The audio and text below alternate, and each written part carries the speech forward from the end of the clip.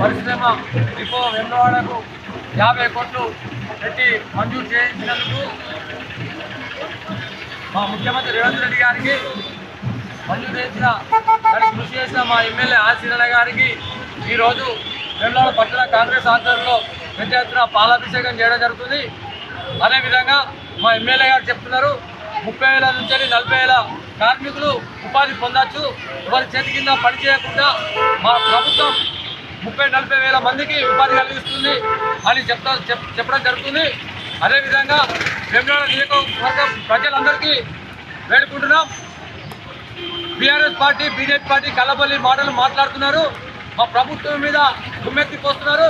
మా ప్రభుత్వం చేసేది చాలా మధ్యతరగతి ప్రజలకు న్యాయం చేయాలనే విధంగా పోరాడుతున్నది. కాబట్టి వారి మాటలు నమ్మకండి. మీకు పింఛన్లు అంటున్నారు, దసరా తర్వాత పింఛన్లు విధంగా మీకు పెంచే విధంగా వస్తాయి. అదేవిధంగా వ్యవస్థను అభివృద్ధిలో 500 రూమ్లు కట్టడానికైనా, వెమ్లవాడ పిచ్చి అయినా, వెమ్లవాడ రోడ్డు వెడల్పైన మా ఆదిశరణయ్య గారు ఆ కార్యక్రమంలో ముందుంటారు. వెమ్లవాడ నియోజకవర్గం డెవలప్మెంట్ చేస్తారు. అప్పుడు మాట్లాడేళ్ళు కాంగ్రెస్ పార్టీ వస్తే కనవస్తాని ఇవాళ 38 టీఎంసీ నీళ్లు చెరువు డ్యాంలో ఫుల్ నీళ్ళునే, వర్షాలు పుష్కలంగా ఉన్నాయి, పాడి పంటలు పుష్కలంగా పడుతున్నాయి. కాంగ్రెస్ వస్తే కరెంటు రాదన్నారు, కరెంటు పుష్కలంగా ఉంది. అలా కల్లబొల్లి మాటలు నమ్మద్దు. రాబోయే ఎలక్షన్లు, మున్సిపల్ ఎలక్షన్ అయినా, సర్పంచ్ ఎలక్షన్ అయినా వారిని తింపి కొట్టాలని ప్రజల్ని వేడుకుంటాం. నమస్కారం.